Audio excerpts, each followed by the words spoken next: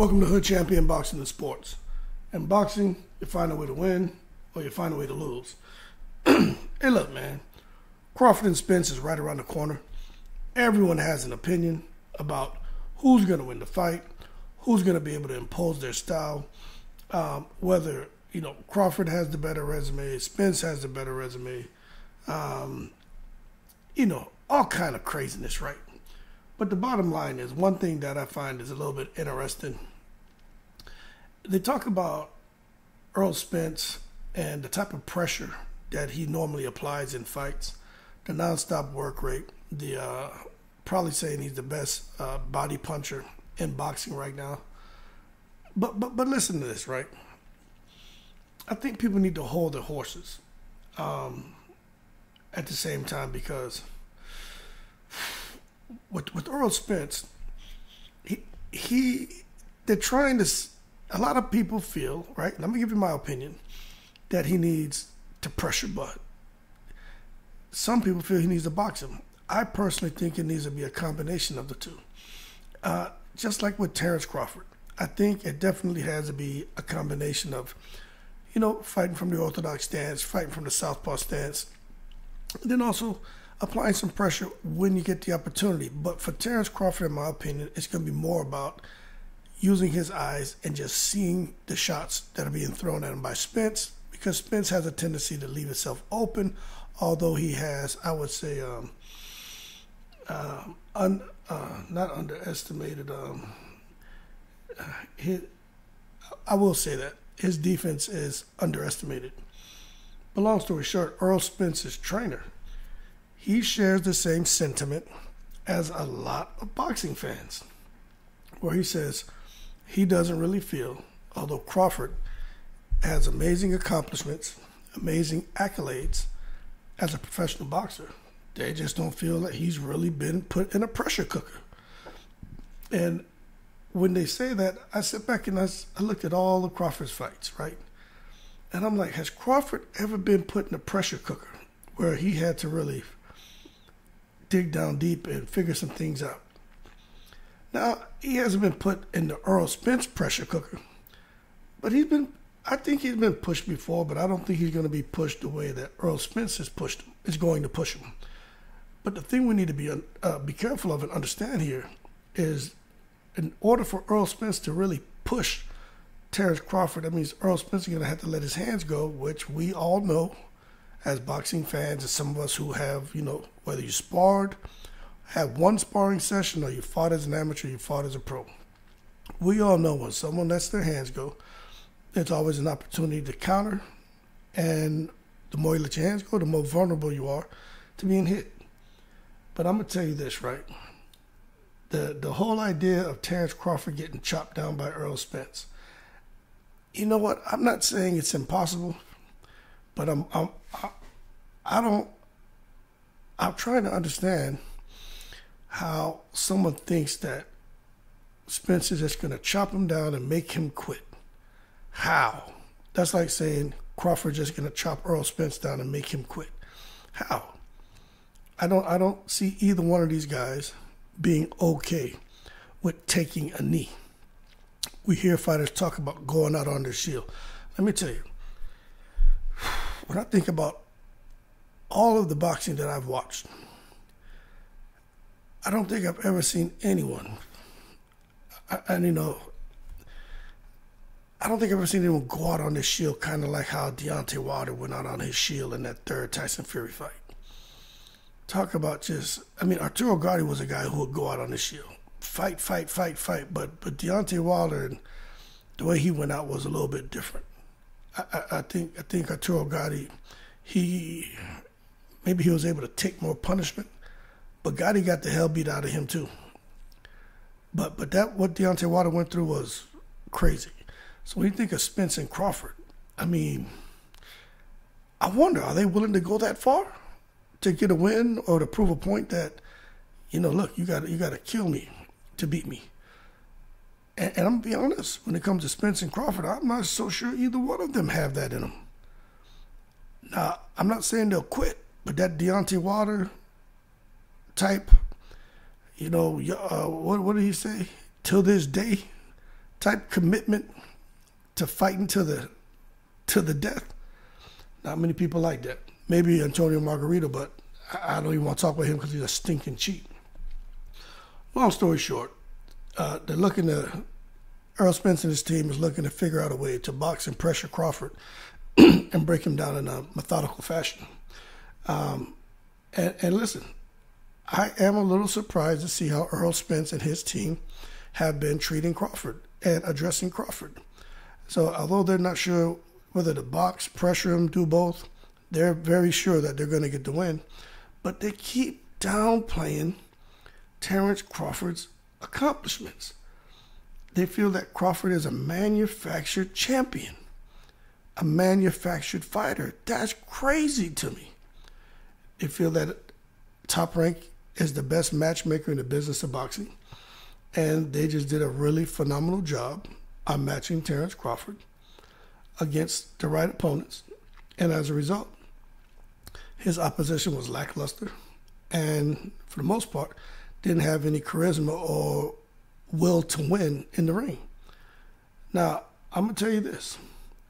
They can think what they want about Crawford's opposition, but you can't say that about Crawford, because the fact that they're about to fight for that WBA, WBO, WBC, and IBF, WBA, WBA, and IBF belt, and the whole lineal championship and all that, man, let me tell you something.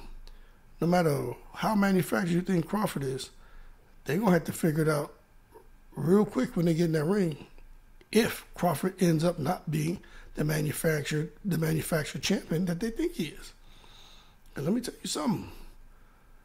Crawford has a lot of experience just like Crawford, from the amateur ranks to the professional ranks. And all of the experience that Crawford had preparing him for this moment in time with Spence, all the experience with Spence is preparing him for this moment in time with Crawford.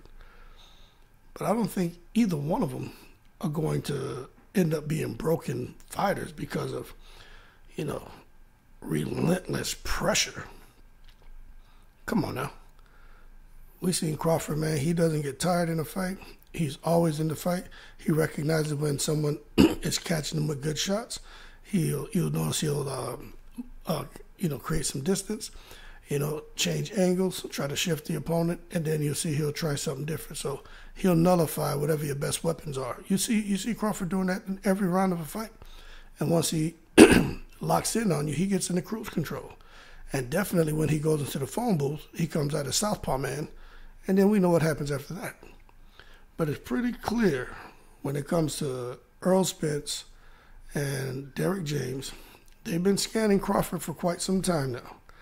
And they really feel, as a result of Crawford's opposition, who they don't think very highly of, they feel that Crawford isn't a quality foe.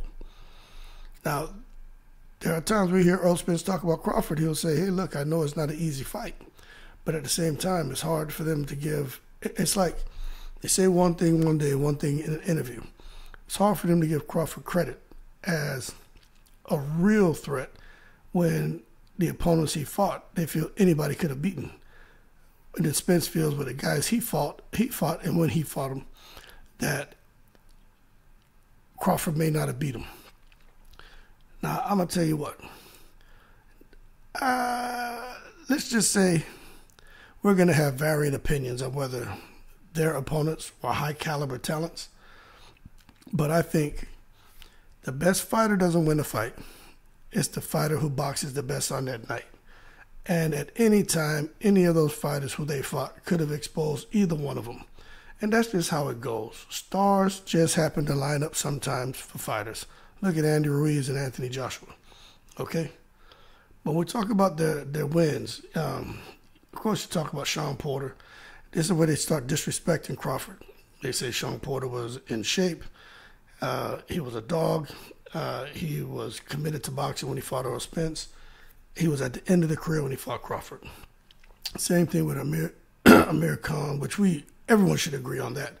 Kell Brook, I don't know, Gamboa, Ricky Burns, Julius Ndongo, and Jeff Horn. Like they're saying those are his best wins. And no one's really given any respect to any of those wins.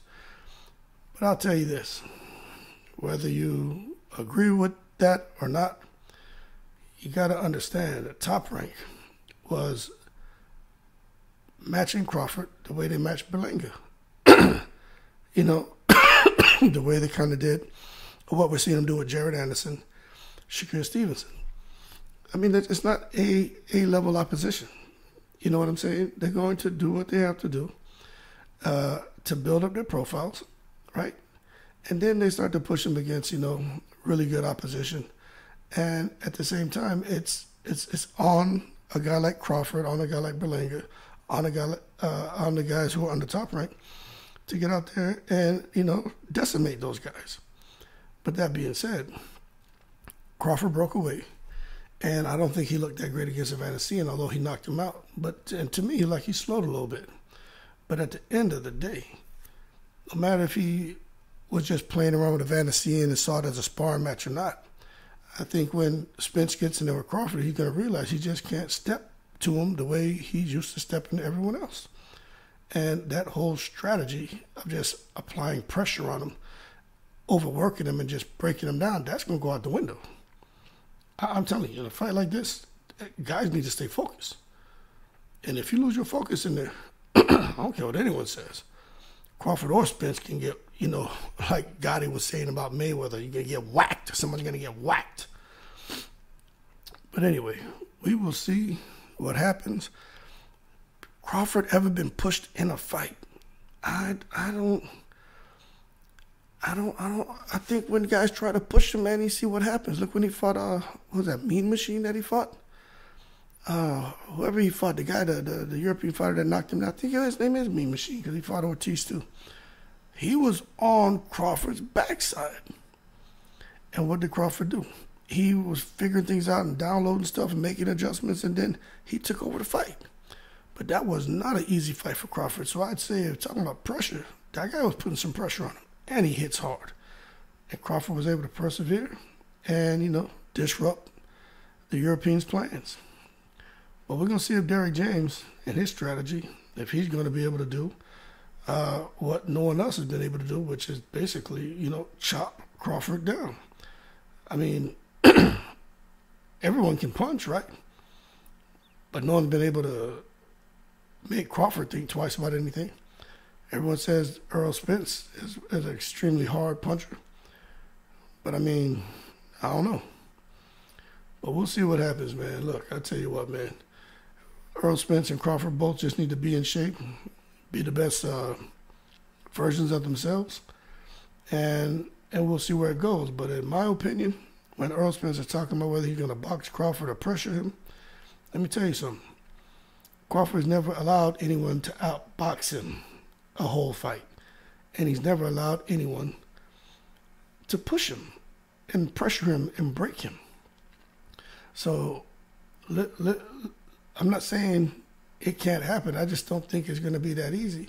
And what happens when, if that's the plan, what happens when it doesn't work? You know what I'm saying? What happens? That's all I'm saying. And anyone out there who thinks that Spence is going to walk through Crawford, you're talking rubbish. Anyone thinks Crawford's just going to walk through Spence, you're talking rubbish. These are the two number ones at 147 battling for the undisputed distinction. It's a 50-50 fight. It just depends on what style you like. And we're going to see if Spence really wants to push and what happens if he starts getting tagged with precise counter punches from Bud. And I truly believe Spence isn't going to be that hard to hit. When Crawford has shown us that, you know, for the most part, if Crawford wanted to, I'm sure Crawford can easily thread a needle with a glove on his hand. That's how accurate he is. But I'm going to tell you this. Derrick James has a brilliant boxing brain, and Errol Spence is an amazing fighter. He just has to stay composed, stick to the game plan. And what I do think we'll see something that's a little bit different is Crawford is going to get his body tested. And we're going to see just how that works out if he can't hurt Spence early in the fight and if Errol Spence can really go and bang to the body. But one thing I want to point out to anybody who's still hanging here with me watching this video, the smaller man normally wins. And I think Crawford's going to be able to get, although Spence tries to get small when he fights and comes in, and especially when he starts banging to the body, he seems to be, a couple inches taller than Crawford. Crawford should be able to get under a lot of Spence's shots, even though Spence likes to close the gap and get in close when he can. And Spence makes himself extremely small target in the fight. But we're going to have to see. Just depends on who you're rooting for. And it kind of is what it is. But no more wrong side of the street crap. So it shouldn't be an issue. With a rematch, which looks like if Terrence Crawford wins, he's going to exercise. If he loses, he's going to exercise it. If Errol Spence wins, he's definitely not exercising it, man. Errol Spence is like he's going to want to move on, but he know he may have to fight Crawford again. But we'll see what happens, man. I don't know. Is it going to be man down, or is it going to be a matter of what's that corny joke Crawford's making about hooking the big fish? We'll find out. One thing I'll tell you is Crawford isn't just any boxer, and Spence isn't just any boxer. And I hope both of those guys realize that, because if at this point they don't, they both going to find out when that damn bell rings. That being said, y'all keep cool. Shout out to the veterans, all 7 continents. Errol Spence not sure whether to box Crawford or pressure him. I tell you what, they better figure it out quick, because when they get in there with Crawford, and if they ain't sure what's going to work, Crawford's going to recognize that immediately, and I think he's going to capitalize. But if Crawford can't hurt Spence or get his respect in the first 4 rounds, I see it being all downhill for Crawford. That being said, y'all keep cool. Shout out to the veterans in the breeze.